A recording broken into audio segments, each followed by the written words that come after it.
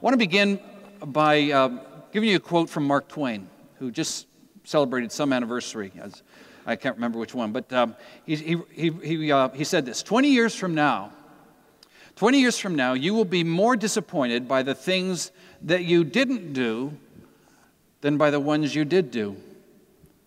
So throw off the bowlines, sail away from the safe harbor, catch the trade winds in your sails, explore, dream, discover. You get the idea. 20 years from now, when you look back, look at your life right now, all the choices and decisions and, the apparatus that makes your life work and the decisions are in front of you. 20 years from now, you'll be more disappointed by the things you didn't do than by the things you did do. In other words, the missed opportunities will what disappoint you. So let go. Cast off the bowlines. Head into the wind. Dream, discover, move out. And that's the sentiment that the Apostle Paul has with these Christians in Corinth, or in Colossia. He has never been there. He didn't start the church. But he's trying to frame out the Christian faith for them in such a way that they can move into it. They not only have the idea in their mind of who they are in Christ, but what kind of life they would live, so that at the end of their life they would look back and maybe what the Apostle Paul said, I have fought the good fight. I have kept the faith. I have run the race. I have done everything I know to do to live into this faith. And what we're going to talk about are rules. Now, I don't like the word rules. I want you to think of them in a whole different way. Just last Christmas, when we had that big snowstorm, we lost a tree in our backyard. And it needed to come down. It cut off at the roots. And so it was. I had it cut off at the roots, and there it lay as a stump in the ground. And I knew it had to come out. We had some guys over to try and dig it out the other day. I wasn't going to try it myself, but we had these guys come over to dig it out. And they dug, and they dug, and they dug, and they kept slicing through these roots all around this tree, trying to pull it out by pure physical labor. I watched them for about 5 minutes, and I went into my garage, and I got out an electric reciprocating saw, which is a massive, manly tool, okay? And it's got a blade on it that just goes really fast, like this, reciprocates back and forth. And I gave it to them, and I plugged it in for them. And when I brought it out and lay it before them, it's like they worshiped it.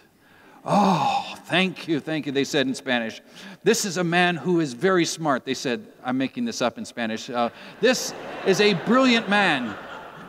And so this is what I want you to take with you. What you're going to hear today is like a giant reciprocating saw that the Apostle Paul gives us to cut out these old stumps in our life. This whole purpose of this is to get us to a point where we have no regrets over what God calls us to do. And we do it. So, page 1167. I'll catch you up on things. It says, I don't think I need to go through the first 4 verses because we've been through it the last couple of weeks. But essentially, it's the miniature, it's the faith in miniature. Christ has died, Christ has risen, Christ will come again. I have died, I will be raised with Christ, and when Christ appears, I will appear with him in glory. That's who we are. And then last week, he spoke about these very specific things. He said, put to death, therefore, in verse 5, whatever belongs to your earthly nature. And you remember we talked about this. 5 links into the brokenness of the human heart. From the outward and visible to the inward and spiritual, so to speak. Sexual immorality is taking a step further down. Impurity, lust, evil desires, and greed, which is idolatry. I spent quite a bit of time last week talking about this. And then he says something which sounds so antique, so old-fashioned, you're likely to dismiss it. It's in verse 5. He says, verse 6, because of these things, the wrath of God is coming. That isn't something we think about too often. He says all these things that are linked to the brokenness of the human heart, which is greed and idolatrous, which exhibit itself in sexually immoral practices, for example, all of these are going to be the cause of the coming of the wrath of God. You know what this means? It means that there are things that humans do, that we do, that bring in the wrath of God. It's not as if God is picking a fight. It's not as he looks upon our lives or our culture and says, they're having too much fun, I'm going to bring the wrath of God. No, what happens is that we do things as a people, as a family, as a culture, as a church, which bring on the wrath of God. Now, what is the wrath of God? I want to tell you what it is, because it's old-fashioned. Here it is. The wrath of God is when he gives you what you want. God is so intent on having a relationship with us that is of free will, that he's not going to make us do anything. He's not going to tell you to believe. He's not going to command you to obey and make you do it. He wants this relationship with us that is so of free will, of our own heart, that he will say to you, anyone here in this room, myself included, if that's what you want, it's yours.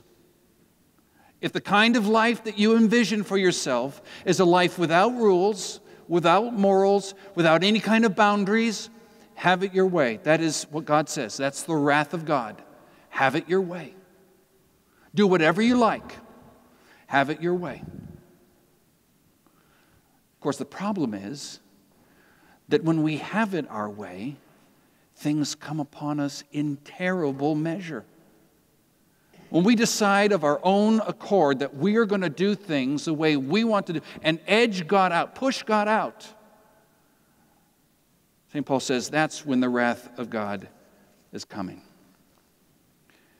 I want to give you an example of this because it's so much in the news. But I was born in 1955, and so I came of age in the late 60s and most of the 70s. Some of you who are a little older than I, and maybe a little younger, remember this was the age of the sexual revolution. And people were going nuts. It was the age of free love. And we became a society that demanded and exercised such sexual license and liberty that we now are paying the price. The wrath of God is when he gives you what you want, and this is what we wanted, and this is what we have. We have an open, free society about sex, but everything is broken. I mean, you've heard me say in weeks before that pornography is instantly available to every man, to every woman, it turns out. You've heard in the news recently that this very small group, but a very public group of employees from the SEC, the Securities and Exchange Commission, were downloading all kinds of pornography on their computers at our expense. When they should have been watching Bernie Madoff, they were watching pornography. It got so bad that they actually had to buy extra hard drives to download all this stuff onto it. Not just the men, the women too. The free sexual expression that has taken over this country over the last generation and a half has actually twisted people's minds. So brothers, sisters, you know what I'm studying right now, what I'm learning? That human trafficking is the fastest growing criminal activity on the planet.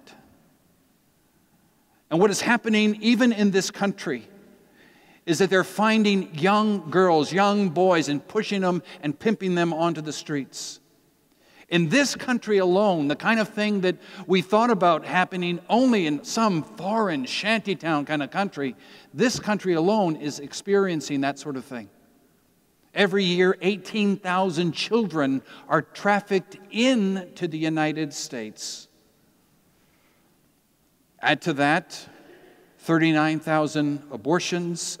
million abortions since Roe v. Wade, untold misery of sexually transmitted diseases. Don't think of these as punishments from God. You got the wrong idea. We thank you for joining us online. The ministries of Christ Church Plano are made possible by generous contributions from our members and viewers. If you have found this sermon meaningful and would like to make a gift of support, please visit christchurchplano.org/give. Thank you.